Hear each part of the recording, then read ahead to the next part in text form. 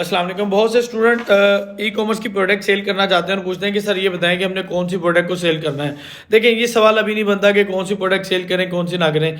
सबसे पहले मैं आपको एक रूल बता देता हूँ कि अगर आपने ये 3 रूल्स याद रख लिए ना, तो आप कोई भी प्रोडक्ट बेचें और ईजिली उससे अच्छा मुनाफा कमा सकते हैं। देखिए, सबसे पहला रूल ये है कि जब भी आप कोई चीज़ प्रोडक्ट बेचना चाह रहे हैं, उसके अंदर ना क्रिएटिविटी होनी चाहिए, अट्रैक्शन होनी चाहिए, और वो ऐसी प्रोडक्ट होनी चाहिए जो लाइक वो प्रोडक्ट हो या फिर प्रॉब्लम सॉल्विंग प्रोडक्ट हो, कि जो आम तौर पे कोई देखते सार उसको दिल करे कि यार ये चीज़ लेनी चाहिए। Number 1। Number 2, problem solving product होनी चाहिए। अगर इस तरह की चीज़ आप जो हंट करते हैं उसमें आपको पहले नंबर पे मिल जाती है, तो बहुत बड़ी अचीवमेंट है। सेकंड जो थिंग है वो ये है कि वो चीज़ आम गली मोहल्ले दुकानों से ना मिलती हो।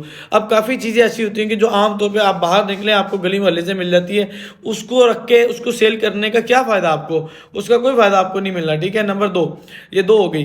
नंबर 3 ये होता है कि आप वो प्रोडक्ट को बेचेंगे जो आपने लोएस्ट कॉस्ट के ऊपर परचेज करनी है, यानी ऐसे होलसेल रेट पे परचेज करनी है जिसकी कॉस्ट सबसे लो हो।